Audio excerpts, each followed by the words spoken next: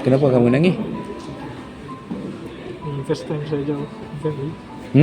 First time saya jauh dengan family. First time kamu jauh dengan family.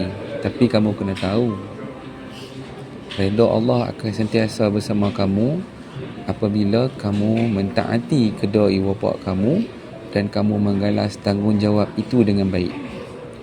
Bila dapat redha Allah tu, apa yang akan terjadi kat family kamu? Baik. Allah akan pelihara family kamu. Faham?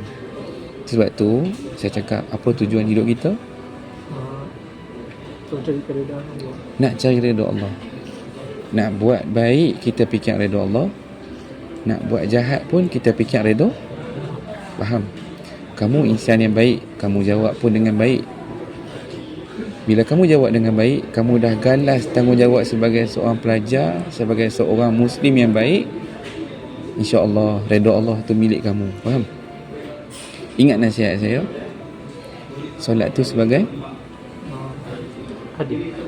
Nanti tengok kawan-kawan, hampa tak mau hadiah ke? Faham? Kalau hampa nak hadiah, jomlah solat dengan aku. Boleh? Okey. Alhamdulillah, kamu selesai. Baik. Ingat nasihat saya tak? Okey, baik. Assalamualaikum.